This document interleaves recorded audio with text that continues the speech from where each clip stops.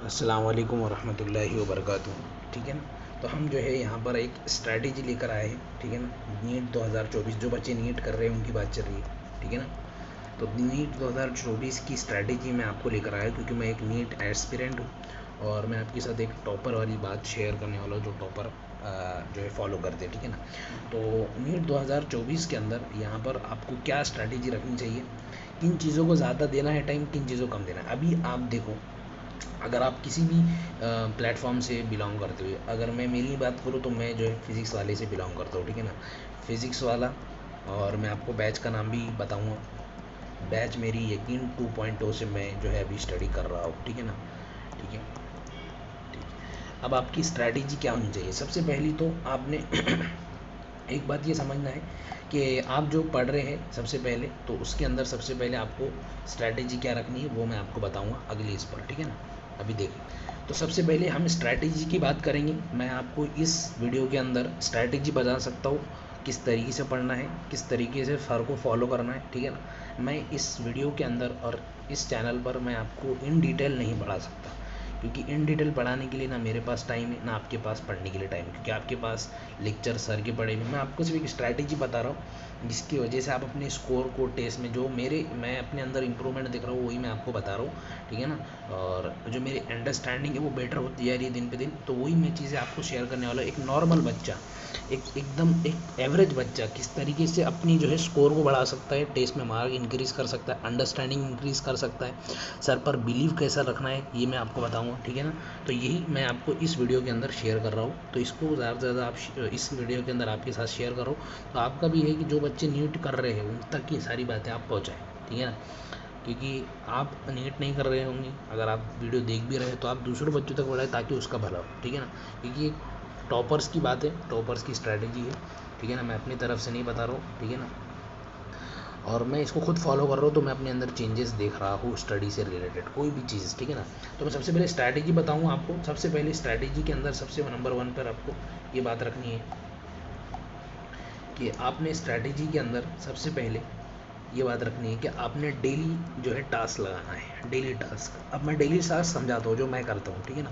मैं क्या करता हूँ, सबसे पहले सुबह डे होने के बाद मैं ना ऐसे ही 3 से 4 पॉइंट लिख देता हूँ ऊपर पर। उस पर मैं सब्जेक्ट लिख देता हूँ, फिज़िक्स लिख दूँगा, केमिस्ट्री लिख दूँगा। ठीक है ना। और मैं जो है बायोलॉजी लिख दूँगा। अब आपने क्या करना है डेली टास्क के अंदर। ठीक है ना। ये बच्चे अगर लाइव भी देख रहे तो भी इसको फॉलो कर सकते हैं, नहीं कर रहे तो भी फॉलो कर सकते हैं। ठीक है ना। जो बच्चे रिकॉर्डेड में अपनी रूटीन बनाए, स्लॉट में कोई बच्चे पढ़ते, जैसे किसी का स्लॉट होता है 10 से 12, 7 से 12, किसी का होता है 12 से 2, 12 से 5, ऐसा किसी का स्लॉट बने हुए रहते, तो वो भी इसको फॉलो कर सकता। लेकिन इस स्ट्रैटेजी को आप पहले समझो कि मैं क्या बताना चाह रहा हूँ। सबसे पहले तो आप भी इसके अंदर इंप्रूवमेंट देखेंगे। सबसे पहले मैंने कहा कि फिजिक्स, केमिस्ट्री और बायोलॉजी। ठीक है ना। तो डेली टास्क के अंदर आपने सबसे पहले एक पेज लिया, रोज़ सुबह उठने से पहले लेक्चर नहीं करना है ना कुछ रिवीजन करना है, सबसे पहले इसको लेना है सबसे पहले, और उसके अंदर सारी चीज़ें लिखनी जो कि आपको दिन भर में करना है। देखो मैं मुझे फिजिक्स, केमिस्ट्री और बायोलॉजी। अब मिसाल के तौर पर एग्जाम्पल मैं ये ले रहा हूँ कि फिजिक्स के अंदर मुझे मोशन इन स्ट्रेट लाइन करना है, मोशन इन स्ट्रेट, मैं ऐसा लिख रहा हूँ इसके अंदर मोशन इन स्ट्रेट करना है, प्लस मुझे इसकी डीपीपी सॉल्व करना है, प्लस मुझे जो इसका रिवीजन करना है। और मैं लेक्चर बोलूँगा पहले, फिर उसकी डीपीपी लगाऊंगा, फिर जो मैंने पढ़ा है उसका रिवीजन करूँगा। ये हो गया मेरा सबसे पहले स्ट्रैटेजी। ठीक है ना। ठीक है। अब उसके बाद मैं बात करता हूँ केमिस्ट्री की। केमिस्ट्री, अब मैं केमिस्ट्री पर आया। केमिस्ट्री के अंदर मैं चल रहा हूँ सॉल्यूशन चैप्टर पर। मैं मिसाल दे रहा हूँ, मैं अपनी बात नहीं कर रहा, मैं आपको एक एग्जाम्पल की थ्रू समझा रहा हूँ कि केमिस्ट्री के अंदर आपका चल रहा है सॉल्यूशन चैप्टर। तो सबसे पहले आपने सॉल्यूशन चैप्टर का लेक्चर लेना है, प्लस उसकी डीपीपी करना है, प्लस उसका रिविजन करना है। आप बोलेंगे यार ये तो हम सब करते हैं, ये तो हम सब करते हो, लेकिन आपकी स्ट्रैटेजी नहीं है, ये आप अपने दिल में ही सोचते रहते हो, तो आपका कुछ पोर्शन छूट जाता, आप माइंड से उसको भुला देने का एक माइंड में आपका अंदर आता। बायोलॉजी का है तो बायोलॉजी का मैं आपको पीछे बताता हूँ। तो बायोलॉजी के अंदर क्या करना है आपको, और बायो के अंदर, तो बायो के अंदर आपने क्या करना है, बायो के अंदर एक चीज़ ये होती है कि बायो के अंदर दो होते हैं, एक बायोलॉजी होती है, एक जूलॉजी होती है और एक बॉटनी होती है आपकी।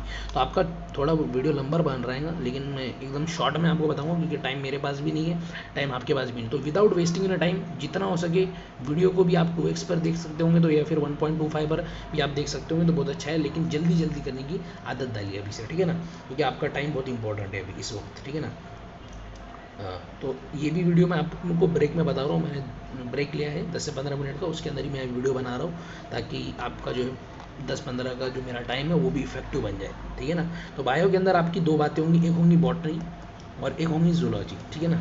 इन दोनों को आपने अल्टरनेट पढ़ना है। अल्टरनेट कैसे समझ में आते हैं आपको, एक दिन बॉटनी पढ़ी एक दिन जूलॉजी पढ़ी, ऐसा नहीं, ठीक है ना, एक दिन में दोनों पढ़ना है, ये बात ध्यान में रखो, एक दिन बॉटनी एक दिन जूलॉजी। हाँ, ये बात है कि फिजिक्स के अंदर सॉरी मतलब सर जो पढ़ाते हैं अभी जो है यकीन 2 पॉइंट वाले बच्चे जानते हैं कि ऋषभ सर पढ़ाते हैं, जूलॉजी के अंदर नोमेश गोपलानी सर पढ़ा रहे, ठीक है ना। आपको जो प्रेफर करना है आप वो प्रेफर कर सकते हैं, ठीक है ना। और दूसरे भी यकीन 3.0 है, यकीन 2.0 है, ठीक है ना, यकीन 1.0 वाले भी है, ठीक है ना, आप उनको भी प्रेफर कर सकते हैं। लेकिन मैं इनसे पढ़ रहा हूँ और मैं इनसे ही पढ़ा था पिछले साल भी, ठीक है ना, इसलिए मैं इनसे पढ़ रहा हूँ। तो बॉटनी के अंदर आपकी ये बात होना चाहिए कि बॉटनी के अंदर सर को जो फॉलो कर रहे हैं तो सर हफ्ते में मेरे ख्याल से सिर्फ 3 दिन ही पढ़ाते हैं, थर्सडे फ्राइडे सैटरडे, ठीक है ना। और कभी एक्स्ट्रा क्लास लिए तो कभी एक्स्ट्रा क्लास ले लेंगे, ठीक है ना। तो सर की क्लास 3 दिन ही लगती, 3 से 4 वीडियो आएंगे, ठीक है ना। मोस्टली आपको फोकस करना है कि आप डेली ले, ताकि आप जो है रिवीजन भी कर सके फास्ट, आपकी प्रैक्टिस भी बहुत अच्छी तरीके से हो, ठीक है ना। तो आपने क्या करना है, बॉटनी के अंदर एक बात ध्यान रखनी है, बॉटनी के अंदर आपने डेली के अंदर जैसे कि आपने ले लिया बॉटनी के अंदर, मैं आपको बोल रहा हूँ कि बायोलॉजिकल क्लासिफिकेशन, ठीक है ना। तो ये हो गया आपका बायोलॉजिकल क्लासिफिकेशन, ठीक है ना। ये आपने बायोलॉजिकल क्लासिफिकेशन किया, उसकी डीपीपी की प्लस उसका रिवीजन किया, ठीक है ना, ये आपने रिवीजन करा। फिर उसी तरीके से जूलॉजी के अंदर, अब जूलॉजी के अंदर मेरे पास बॉडी फ्लूइड्स एंड सर्कुलेशन, ठीक है ना। तो बॉडी फ्लूइड्स एंड सर्कुलेशन आपको करना है, तो आपने प्लस उसके साथ उसकी डीपीपी तभी करना है और उसका रिवीजन जब भी करना है, ठीक है ना, ठीक है। तो ये मैं आपको एक स्ट्रैटेजी बता रहा हूँ ताकि आप डे के शुरुआत में, in the starting of the day, जब डे स्टार्ट होगा डे के अंदर आपने क्या क्या करना है वो एक पेज पर निकाल कर अपने टेबल के इस पर रख देना, या फिर आप बेटर समझते होंगे तो स्टिकी नोट से चिपका देना, जाके बाद में वो नेक्स्ट डे मेरे को दूसरा भी चिपकाना पड़ेगा, ठीक है ना। तो इसलिए मेरे को फर्स्ट इस पर मेरे को स्ट्रैटेजी लिखनी है, डे बाय के अंदर डेली टास्क, उसके अंदर मुझे क्या क्या करना है, किसको कितना, ये है। अब मैं बताने वाला हूँ आपको एक टाइम टेबल, अगर आपको फॉलो करना है तो बहुत बेटर है, ठीक है ना। अगर आप नहीं फॉलो करना चाहते तो आपकी मर्जी, ठीक है ना। लेकिन मैं अपनी स्ट्रैटेजी बता रहा हूँ कि मैं हर चीज़ को ज़्यादा टाइम दे पा रहा हूँ, मेरे पास टाइम बहुत ज़्यादा बचता है, ठीक है ना। और जो मेरे पास टाइम है वो इंटरैक्टिव बाकी दूसरी चीज़ों के लिए भी मेरे पास टाइम निकल जाता है, ठीक है ना। और मेरा रिवीजन भी हो जाता है डेली टास्क पर, और मेरा डीपीपी सॉल्व भी हो जाती है, और मैं जो टाइम भी दे पाता हूँ दूसरों को, ठीक है ना। लेकिन अभी इस टाइम टेबल के अंदर आपने अपने हिसाब से भी अगर इंप्रूवमेंट लाना चाहते हैं, अगर आप ज़्यादा टाइम देना चाहते हो सब्जेक्ट को, आप ज़्यादा दे सकते, ठीक है ना। तो मैं आपको एक टाइम टेबल अभी बिल्कुल एकदम बना के बताऊँगा, ठीक है ना। मैं आपको एकदम बिल्कुल बना के रखा हुआ है, मैं आपको सिर्फ वो उसको बताऊँगा। उस टाइम टेबल के अंदर अगर आपको फॉलो करना है तो आप फॉलो कर सकते, या फिर जो टाइम आप दे रहे हो उस सब्जेक्ट को उसको आप इंक्रीज कर सकते हैं, या फिर उसको आप कम कर सकते हैं अगर आपका स्ट्रॉन्ग है वीक है तो एक बार आप टाइम टेबल देख लीजिए, ठीक है ना। एक बार देख लीजिए टाइम टेबल, मैं बताता हूँ। तो हम जो है यहाँ पर एकदम शॉर्ट में मैं आपको बताने वाला हूँ, जल्दी में, ठीक है ना। मेरे पास टाइम बहुत कम बचा हुआ है, ठीक है ना, थोड़ा टाइम ज़्यादा चलेगा लेकिन मैं आपको बता रहा हूँ, ठीक है ना। इसके अंदर सबसे पहले आपको फिजिक्स के अंदर ड्यूरेशन, मैं यहाँ पर स्लॉट लिखने वाला था, ठीक है ना। तो यहाँ पर स्लॉट 1 रहेगा आपका पहला, ये आपकी पूरे स्लॉट है। स्लॉट 1 के अंदर आप पहले फिजिक्स करें, फिजिक्स को आपको टाइम मैक्सिमम देना है अगर आपका फिजिक्स स्ट्रॉन्ग नहीं है तो, अगर स्ट्रॉन्ग है तो आप उसको कम भी कर सकते हैं। अगर आपको देना है तो आप दे सकते हैं फिजिक्स को 4 से 5 घंटे, ठीक है ना। तो आप 7 बजे से पढ़कर जो है फिजिक्स को टाइम दे सकते हैं, इन द केस आप 12 बजे तक, ठीक है ना। अब मैं बताऊंगा इसके अंदर आपने 4 घंटे 5 घंटे दे दिए, 8 9 10 11 12 5 घंटे। अब देखो सबसे पहले इसके अंदर आपको करना क्या है, एक तो सबसे पहले आपको इसके अंदर 1 घंटा आपका रिवीजन करना है फर्स्ट, ठीक है ना, जो आपने दिन भर में पढ़ा है, ठीक है ना। 1 घंटा बोले आधा घंटा सबसे पहले, तो रिवीजन में आप 1 घंटा या फिर मोस्टली आधा घंटा आप दे सकते हैं, 30 मिनट्स आप दे सकते हैं इसके अंदर। कितने मिनट दे सकते हैं, 30 मिनट आप इसमें लगा सकते हैं। जो सर ने पढ़ाया है रिवाइज करने के लिए जो होमवर्क है आप उसको कर सकते हैं in the case of that. फिर जैसे ये हो गया उसके बाद आपने क्या करना है, डीपीपी सॉल्व करना है। अभी डीपीपी सिर्फ डीपीपी सॉल्व नहीं करना है, मैंने सिर्फ डीपीपी सॉल्व लिख दिया, यहाँ पर आपने सिर्फ डीपीपी सॉल्व नहीं करना है, प्लस इसके अंदर आपने लेक्चर भी लेना है और प्लस उसके साथ साथ आपने डीपीपी सॉल्व करना है, ठीक है ना। तो सबसे पहले मैंने क्या किया, 7 से 8 बजे तक मानो कि मैंने जो है रिवीजन कर दिया, 1 घंटा, 8 बज गए। 8 बजने के बाद मैंने क्या किया, लेक्चर किया 2 घंटे का, 2.5 घंटे का। 8 बजे से लेक्चर किया मैंने 10 बजे तक, 10 बजे तक मैंने लेक्चर किया, ठीक है ना। 10 बजे का लेक्चर किया, 10 बजे का। ये चीज़ें वो लोग फॉलो करेंगे जो रिकॉर्डर दिख रहे हैं, ठीक है ना। उनके लिए थोड़ा बहुत इफेक्टिव रहेगा। लाइव वाले के लिए जो बच्चा लाइव कर रहा है वो लाइव ही करे, लेकिन कंटिन्यूटी करे, ठीक है ना। ये भी जो कर रहे हैं कंटिन्यूटी करे, 1-2 दिन में इसका आपको रिजल्ट नहीं दिखेगा, थोड़ा टाइम लगता है किसी भी चीज़ के रिजल्ट को। सबसे पहले आपने इसको लिया, रिजल्ट को लिया, और इसमें आपने 2 घंटे दे दिए आपने लेक्चर को, ठीक है। 2 घंटे दिया और प्लस 1 घंटा, आधा घंटा आपने और दे दिया, आधा घंटा दे दिया। In the case of that कितने घंटे हो गए, यहाँ 1 घंटा, यहाँ 2 घंटा, 3 घंटे हो गए, 3 घंटा, 3.5 घंटे। इसके बाद भी आपके पास टाइम बच रहा है भाई, इसके बाद भी आपके पास टाइम बच रहा है। तो उस केस के अंदर आपने जो है आधा घंटा, पौन घंटा, या फिर आपने जो है 1 घंटा डीपीपी पे लगाना है, तो 4 घंटे हो जाएंगे, 4 साढ़े 4 घंटे हो जाएंगे। फिर आपने 15 मिनट 20 मिनट का ब्रेक लेना है, 20 मिनट का ब्रेक लेना है, ठीक है ना। इस तरीके से आपका फर्स्ट लॉट खत्म हुआ। अगर आपके इसके अंदर बीच में कुछ आएगा तो आपने उसको डिले कर देना है, लेकिन पढ़ाई को पहले प्रायोरिटी देना है। बीच में कुछ नहीं आएगा, मैं आपको लिख के बोलूँगा, ये स्ट्रैटेजी आपकी आपने फॉलो करनी है, ठीक है। नेक्स्ट हम जल्दी से आते हैं केमिस्ट्री पर। तो केमिस्ट्री के आपको जो है आप फ़ौरन नहीं करना है, एकदम 12 से लेकर आप जो है मेरे पास 1:30 बजे तक, कितने 1:30 या 2 बजे तक आप जो है रेस्ट कर सकते हैं। रेस्ट का मतलब क्या है, इसमें आपने अपना खाना खा लिया, इसके अंदर आपने आराम कर लिया, थोड़ा सा आपको आराम करना है, या फिर आपको जो है नमाज़ पढ़ना है, नमाज़ वगैरह पढ़ ली, बहुत अच्छी बात है, ठीक है ना। In the case of that इसके अलावा आपने क्या करना है, केमिस्ट्री को 2 बजे से उठाना है, 2 बजे से लेकर आपने 5 बजे तक केमिस्ट्री को देना है टाइम। ड्यूरेशन सुन लो भाई, 2 से लेकर 5 बजे तक केमिस्ट्री रहेगा। इसके अंदर 3 घंटे आ रहे हैं आपको, 3 घंटे, तो 3 घंटे के रिवीजन करना है आपको। सबसे पहले आपको रिवीजन करना है। रिवीजन कैसा करना है, सबसे पहले जो सर ने कल पढ़ाया है उसके अंदर आधा घंटा लगा दिया। अब यहाँ से बचा आपके पास 2.5 घंटे, 2.5 घंटे के अंदर 2 घंटे आपने क्या करना है, 2 घंटे बिल्कुल, 2 घंटे आपने क्या करना है, बिल्कुल इसके अंदर लेक्चर के अंदर लगाना है, 2 घंटे बिल्कुल, 2 घंटे टू। फिर बाद में उसके अंदर बचेंगे कितने मेरे पास, 2 घंटे से 5, 2 से 5 तक है, आधा घंटा हमने इसमें लगा दिया, 2.5 घंटे बचे, 2 घंटे इसमें लगा, आधा घंटा डीपीपी में लगा दो, आधा घंटा डीपीपी में लगा दो। बहुत आसानी डीपीपी होती है, लेकिन आपने डीपीपी रोज़ाना सॉल्व करना है, ठीक है ना। 5 बज जाएंगे, 5 बज जाएंगे। अब 5 से लेकर 6 बजे तक आपने ब्रेक लेना है, 5 से लेकर 6 बजे तक आपने ब्रेक करना है। अगर आपको इसमें नमाज़ पढ़ना है, आपको ज़िक्र अस्कार करना है, जो भी करना है आपने कर लिया, ठीक है ना, कर लिया। अब उसके बाद मेरे पास बचता है 6 बजे से लेकर 7 बजे तक, ठीक है ना। मैं आपको 6 से 7 बता रहा हूँ, ठीक है ना। तो 6 से 7 के अंदर आपने क्या करना है, इस 6 से 7 की पीरियड के अंदर आपने कुछ भी नहीं करना है, आपने बॉटनी का रिवीजन करना है। क्या करना है, बॉटनी का। अब बॉटनी का रिवीजन कैसा होगा, 6 बजे से 7 बजे तक आपने बॉटनी का टाइम रखना है। In the case of that इसमें पहले मैं टाइम लिख दिया, ठीक है ना। मैं थोड़ा वो चाहता हूँ, मैं इसके अंदर पहले आपको ऑल टाइम लिख दूंगा, ठीक है ना। ऑल टाइम कैसे लिखूँगा, देखो मैं आपको बताता हूँ ऑल टाइम कैसे करूँगा। मैं ऑल टाइम मैं आपको बताने वाला हूँ, ठीक है ना। तो इसके अंदर आप सबसे पहले बॉटनी और जूलॉजी के सब को आपको 3.5 घंटे लगेंगे। सबसे पहले 3.5 घंटे के अंदर आपने क्या करना है, 3.5 घंटे के अंदर सबसे पहले आपने आधा घंटा रिवीजन कर लिया, आधा घंटा रिवीजन कर लिया।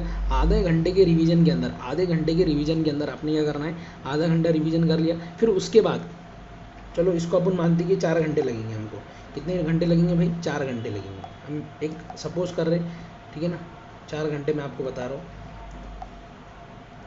4 घंटे, ठीक है ना, 4 घंटे। अगर आप, मैं 3 घंटे 3.5 घंटे इसलिए बताया था कि अगर आप 1.2x पर 2x पर नहीं 1.25 पर देखते तो आपको 1.5 घंटे में ही लेक्चर आपका खत्म हो जाता है। इसलिए मैंने 3.5 घंटे कहा था कि आधा घंटा, ठीक है ना। कि मानते कि अब आप स्लो स्पीड पे देख रहे तो आपको कम टाइम लगेगा। तो इस केस के अंदर आपने रिवीजन करना है आधा घंटा रिवीजन करेंगे तो मेरे पास कितना बचेगा, आधा घंटा मैंने रिवीजन कर दिया, 30 मिनट्स मैंने रिवीजन कर दिया। इसमें 15 मिनट ये करना है, इसके अंदर अपने सबसे पहले आधा घंटा इसमें देना, आधा घंटा इसमें देना, 1 घंटा इसमें चल जाएगा, 3 घंटे का रिवीजन होगा आपका। तो इसके अंदर आपने डीपीपी और ये जो है ना, इसको है ना आपको नेक्स्ट डे यानी कि आज सॉल्व किया है तो कल वाली डीपीपी आपने उसको जो है रिवीजन के अंदर ही सॉल्व कर लेनी है। सुनना, रिवीजन के प्लस में आपने डीपीपी सॉल्व करना है, लेकिन एक दिन के बाद। आज बॉटनी किया है तो आज बॉटनी की जो की है बायोलॉजिकल क्लासिफिकेशन की, आज जो लेक्चर लिया उसकी कल डीपीपी करना है, आज नहीं करना है। उसका बेनिफिट ये होगा, आपको कल तक वो मेमोरी रहेंगी, दिमाग में रहेगा। और इस केस के अंदर आपका 4 घंटे चल जाएगा। तो 5 से आपने जो है 6 बजे तक आपने ब्रेक लिया, 6 से 7 आपने जो है एनसीईआरटी, अगर आपको रीडिंग करना है तो आप एनसीईआरटी रीडिंग करते हैं, जो कि मैंने यहाँ पर मेंशन नहीं किया हूँ, लेकिन आप कर सकते हैं, ठीक है ना। 6 से 7 बजे तक आप जो है एनसीईआरटी रीडिंग कर सकते हैं। फिर जो है एनसीईआरटी रीडिंग करने के बाद आपके पास 8 बजे से आपने बैठना है, तो 8 बजे से लेकर आपके पास टाइम बचेगा 8 से। In the case of that मैं यहाँ पर अवर लिखने से अच्छा मैं आपको एक टाइम लिख के दे देता हूँ, ठीक है ना। आपने क्या क्या करना है, बस 4 घंटे आपके बिल्कुल मैनेज हो जाएंगे, आपका लेक्चर भी हो जाएगा, डीपीपी सॉल्व भी हो जाएगा, रिवीजन भी हो जाएगा, आप मस्त सो भी जाओगे आराम से 6 घंटे, ठीक है। तो लास्ट में आपको 6 से मैंने यहाँ पर लिख दिया हूँ, मेंशन कर दिया हूँ कि बाद में आप 6 से लेकर 7 बजे तक आप जो है एनसीईआरटी कर सकते हैं। एनसीईआरटी के साथ साथ अगर एनसीईआरटी के बेस्ड क्वेश्चन है आप एनसीईआरटी के क्वेश्चन लगा सकते हैं। डीपीपी आपने एक का दूसरे दिन सॉल्व करना है, आज की यही तो जिसका लेक्चर उसका कल डीपीपी सॉल्व करना है। 6 से 7 तक एनसीईआरटी कर ली, फिर बाद में आपने ब्रेक लेना है, ठीक है ना, 8:30 बजे तक। 8:30 से लेकर 12 बजे तक आपने लेक्चर करना है, उसके अंदर आधा घंटा जो है इसके अंदर आपने लगा दिया रिवीजन के अंदर, तो आपके पास बच जाएंगे in the case of that 9:30, 10:30, 11:30 बार 3.5 घंटे। 3 घंटे 1.5 घंटे में अगर 1.2x पर देखेंगे तो आपका लेक्चर बढ़िया जाएगा, एकदम ज़्यादा स्पीड भी नहीं होती, अंडरस्टैंडिंग भी बेटर रहेंगी, आपको समझ में भी आएगा, ठीक है ना। तो आपका जो है 3.5 घंटे के अंदर रिवीजन प्लस आपका जो है क्या हो जाएगा, इन द केस आपकी आपकी जो है रिवीजन भी हो जाएगा और एक की डीपीपी दूसरी डीपीपी साफ होगा। अगर आपको टाइम टेबल अच्छा लगा तो ज़रा बताना कमेंट में, और बहुत अच्छा है ये टाइम शेड्यूल। अगर आपको ये वो सारी चीज़ें अच्छी लगी इसके अंदर तो आप बता सकते हैं मुझे कमेंट करके, और जो मैंने आपको डेली टास्क बताया वो भी आप फॉलो कर सकते हैं, ठीक है। मिलते हैं नेक्स्ट वीडियो में, लेकिन नेक्स्ट वीडियो थोड़ी शॉर्ट होंगी, इसको भी आप 1.2x पर या फिर 1.75 पर भी देख सकते हैं। Thank you so much.